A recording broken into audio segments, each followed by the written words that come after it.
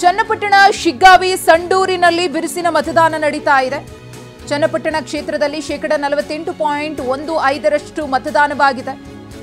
ಮಧ್ಯಾಹ್ನ 1 ಗಂಟೆಯವರೆಗೆ 48.15% ಮತದಾನ ಚನ್ನಪಟ್ಟಣದಲ್ಲಿ ನಡೆದಿರುವುದು. ಇನ್ನು ಸಂಡೂರಿನಲ್ಲಿ ಮಧ್ಯಾಹ್ನ 1 ಗಂಟೆಯವರೆಗೆ 47% ಮತದಾನವಾಗಿದೆ. ಶಿಗ್ಗಾವಿಯಲ್ಲಿ ಬೆಳಗ್ಗೆ 11ರವರೆಗೆ 26.01% ಮತದಾನವಾಗಿತ್ತು. ಇನ್ನು ಮಧ್ಯಾಹ್ನ 1ರವರೆಗೆ 43.50% ಮತದಾನವಾಗಿದೆ. ಚನ್ನಪಟ್ಟಣ, ಶಿಗ್ಗಾವಿ ಮತ್ತು ಸಂಡೂರು ವಿಧಾನಸಭೆಯ ಉಪಚುನಾವಣೆ ಇವತ್ತು ನಡೀತಾ ಇದೆ 3 ಕ್ಷೇತ್ರಗಳಿಗೆ. 3 ಕ್ಷೇತ್ರಗಳು ಕೂಡ ಆಡಳಿತಾರೂಢ ಕಾಂಗ್ರೆಸ್ ಮತ್ತು ವಿಪಕ್ಷಗಳಾಗಿರುವ ಜೆಡಿಎಸ್ ಮತ್ತು ಬಿಜೆಪಿಗೆ ಪ್ರತಿಷ್ಠೆಯ ಕ್ಷೇತ್ರಗಳು.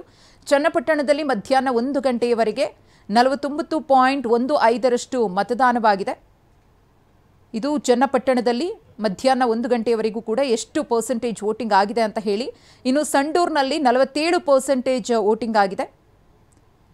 ಜನರು ಆಚೆ ಬಂದು ತಮ್ಮ ಹಕ್ಕನ್ನು ಚಲಾಯಿಸುತ್ತಿದ್ದಾರೆ.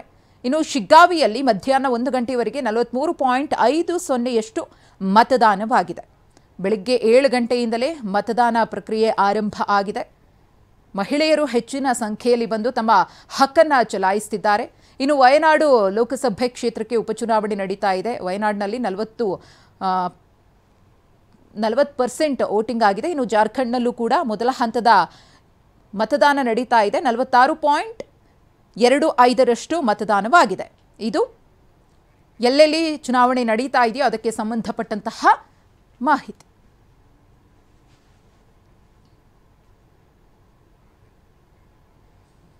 ಮೂರು ಮಿನಿ ಕುರುಕ್ಷೇತ್ರದಲ್ಲಿ ಭರ್ಜರಿ ಮತೋತ್ಸವ ನಡೆಯುತ್ತಿದೆ. ಚನ್ನಪಟ್ಟಣ, ಶಿಗ್ಗಾವಿ, ಸಂಡೂರಿನಲ್ಲಿ ಪ್ರಜಾಪ್ರಭುತ್ವದ ಹಬ್ಬ ಜೋರಾಗಿ ನಡೀತಿದೆ. ಮತ್ತೊಂದು ಕಡೆ ಇವಿಎಂನಲ್ಲಿ ಭವಿಷ್ಯ ಭದ್ರವಾಗ್ತಾ ಇದ್ದಂತೆಯೇ ಅಭ್ಯರ್ಥಿಗಳ ಎದೆಯಲ್ಲಿ ಢವಢವ ಶುರುವಾಗಿದೆ. ಎಲ್ಲೆಲ್ಲಿ ಹೇಗೆಲ್ಲ ಮತದಾನ ನಡೀತು ಅನ್ನೋ ಕಂಪ್ಲೀಟ್ ರಿಪೋರ್ಟ್ ಇಲ್ಲಿದೆ.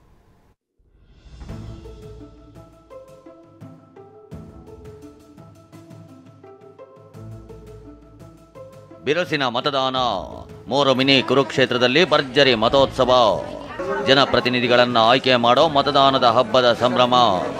ಚನ್ನಪಟ್ಟಣ, ಶಿಗ್ಗಾವಿ, ಸಂಡೂರಿನಲ್ಲಿ ಪ್ರಜಾಪ್ರಭುತ್ವದ ಹಬ್ಬ ಜೋರಾಗಿಯೇ ನಡೆಯುತ್ತಿದೆ.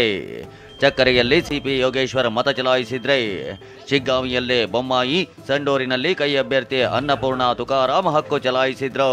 ಮತ್ತೊಂದು ಕಡೆ ಇವಿಎಂನಲ್ಲಿ ಭವಿಷ್ಯ ಭದ್ರವಾಗ್ತಾ ಇದ್ದಂತೆ ಅಭ್ಯರ್ಥಿಗಳ ಎದೆಯಲ್ಲಿ ಡವಡವ ಶುರುವಾಗಿದೆ. 3 ಮಿನಿ ಕುರುಕ್ಷೇತ್ರದಲ್ಲಿ ಭರ್ಜರಿ ಮತದಾನ. ಚನ್ನಪಟ್ಟಣದಲ್ಲಿ ಕೈ ಅಭ್ಯರ್ಥಿ ಸಿಪಿವೈ ಹಕ್ಕು ಚಲಾವಣೆ. ಹೈ ವೋಲ್ಟೇಜ್ ಕದನ ಕಣವಾಗಿರೋ ಚನ್ನಪಟ್ಟಣದಲ್ಲಿ ಬಿರುಸಿನ ಮತದಾನವೇ ನಡೆಯುತ್ತಿದೆ.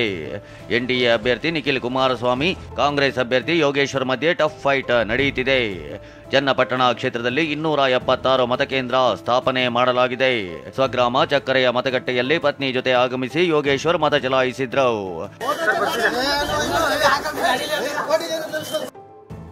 ಇನ್ನು ಚನ್ನಪಟ್ಟಣದ ಕೆಂಗಲ್ ಗ್ರಾಮದಲ್ಲಿ ಎನ್ಡಿಎ ಅಭ್ಯರ್ಥಿ ನಿಖಿಲ್ ಕುಮಾರಸ್ವಾಮಿ ಆಂಜನೇಯ ದೇಗುಲಕ್ಕೆ ಭೇಟಿ ನೀಡಿದ್ರು. ಕೆಂಗಲ್ ಅಯ್ಯನ ಗುಡಿಯಲ್ಲೇ ಪೂಜೆ ಸಲ್ಲಿಸಿದ್ರು.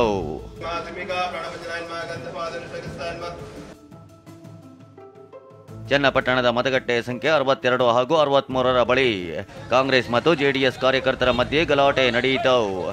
ಕೈ ಮಿಲಾಯಿಸೋ ಹಂತಕ್ಕೂ ಹೋಯ್ತು. ಸಿಐಎಸ್ಎಫ್ ಯೋಧರು ಎಂಟ್ರಿ ಕೊಟ್ಟು ಗಲಾಟೆ ತಿಳಿಗೊಳಿಸಿದ್ರು.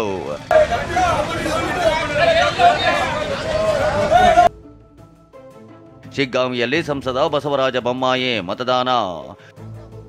ಶಿಗ್ಗಾವಿಯಲ್ಲಿ ಕಾಂಗ್ರೆಸ್ ಬಿಜೆಪಿ ಮಧ್ಯೆ ಜಿದ್ದಾಜಿದ್ದಿನ ಸ್ಪರ್ಧೆ ಏರ್ಪಟ್ಟಿದೆ. ಬೊಮ್ಮಾಯಿ ರಾಜೀನಾಮೆಯಿಂದ ತೆರವಾಗಿದ್ದ ಕ್ಷೇತ್ರದಲ್ಲಿ ಮತದಾನ ನಡೆಯುತ್ತಿದೆ. ಶಿಗ್ಗಾವಿಯಲ್ಲಿ ಸಂಸದ ಬೊಮ್ಮಾಯಿ ಮತದಾನ ಮಾಡಿದ್ರು. ಬಿಜೆಪಿ ಅಭ್ಯರ್ಥಿಯಾಗಿರೋ ಭರತ್ ಬೊಮ್ಮಾಯಿ ಕೂಡ ಹಕ್ಕು ಚಲಾಯಿಸಿದ್ರು.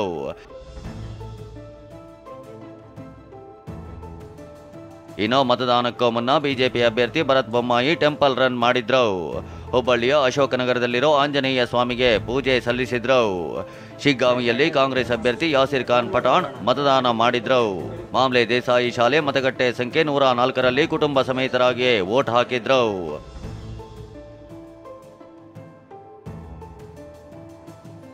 ಈ ತುಕಾರಾಮ್ ರಾಜೀನಾಮೆಯಿಂದ ತೆರವಾಗಿದ್ದ ಸಂಡೂರಿನಲ್ಲಿ ಉತ್ಸಾಹದಲ್ಲಿ ಮತದಾನ ನಡೆಯುತ್ತಿದೆ. ಸಂಸದ ಈ ತುಕಾರಾಮ್ ಜೊತೆ ಕಾಂಗ್ರೆಸ್ ಅಭ್ಯರ್ಥಿ ಅನ್ನಪೂರ್ಣ ತುಕಾರಾಮ್ ಆಗಮಿಸಿ ಮತದಾನ ಮಾಡಿದ್ರು.